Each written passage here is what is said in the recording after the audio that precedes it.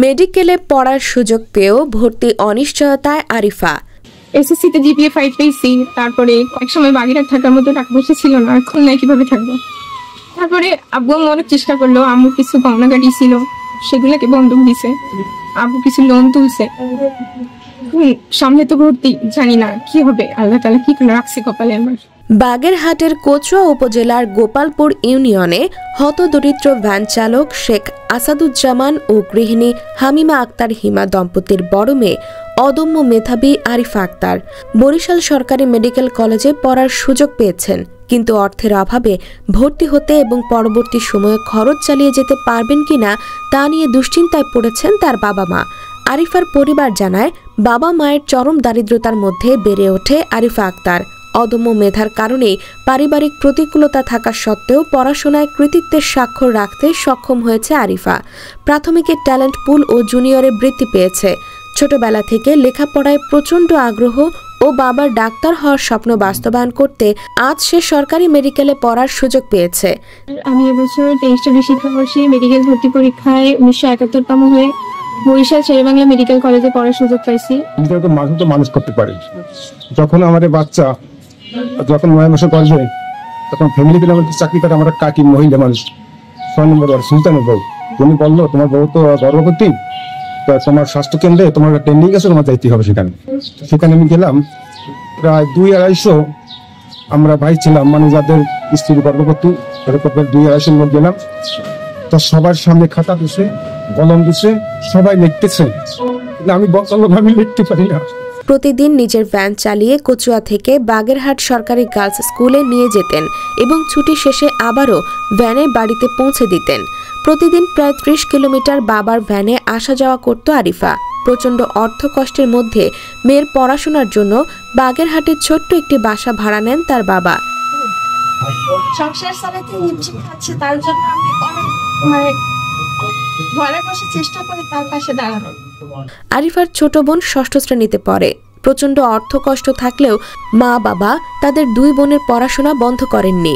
2022 সালে বাগেরহাটের সরকারি গার্লস স্কুলে এসএসসিতে গোল্ডেন জিপিএ 5 পাওয়ার পর চিকিৎসক হওয়ার স্বপ্ন নিয়ে বাগেরহাট সরকারি পিসি কলেজে ভর্তি হয় আরিফা এবং 2024 সালে এইচএসসিতে গোল্ডেন জিপিএ 5 পেয়ে মেডিকেলের ভর্তি পরীক্ষায় অংশ নিয়ে বরিশাল সরকারি মেডিকেল কলেজে ভর্তির সুযোগ পায়।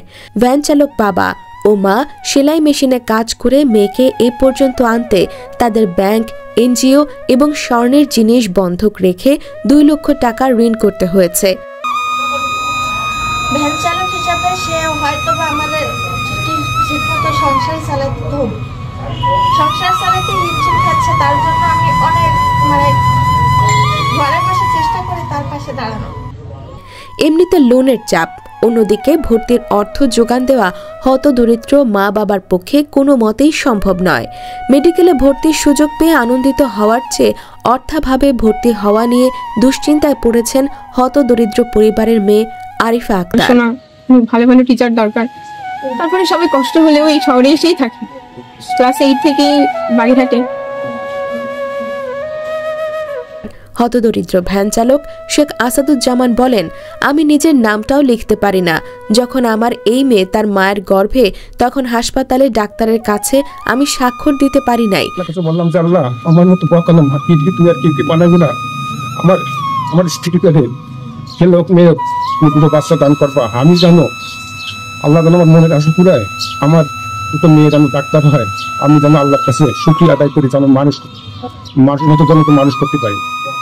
আর আমার বর ও 3 মজুর হিসাবে ও কোনোটাই মেরিলে নেয় না যে আমার এটা খরচ আছে বা আমার এটা করতে হবে, আমার ইনকাম করতে হবে। সেই ইনকাম করার লেখাপড়া জানে না, যেহেতু সে ইনকামের সোর্সটাও সে খুঁজে বের করতে পারে না।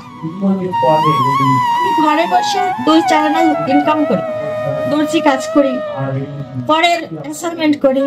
তখন থেকেই আমি স্বপ্ন দেখেছি, আমার যত কষ্টই হোক না কেন আমি আমার মেয়েকে ডাক্তার বানাবো। আল্লাহ আমার সেই স্বপ্ন পূরণ করেছে। আরিফার মা হামিমা আক্তার হিমা বলেন, পড়ার প্রতি মেয়ের প্রচণ্ড ঝোঁকের কারণে অর্থ কষ্টের মধ্যেও তার পড়াশোনা বন্ধ করেননি। স্বামীর আয় ও নিজের সেলাই মেশিনের কাজ করে অনেক সময় না খেয়ে থাকলেও তার পড়ালেখা কখনো বন্ধ করেননি। আরিফার ছোটবেলা থেকেই ডাক্তার হওয়ার হওয়ার স্বপ্ন ছিল। 2 লাখ টাকা ঋণের চাপ, অন্যদিকে ভর্তির অর্থ যোগান দেওয়া আমাদের পক্ষে কোনো মতেই সম্ভব হচ্ছে না। তাই মেয়ের ডাক্তার হওয়ার স্বপ্ন পূরণে সমাজের বিত্তবান ও কলেজের কর্তৃপক্ষের সুদৃষ্টি কামনা করেন।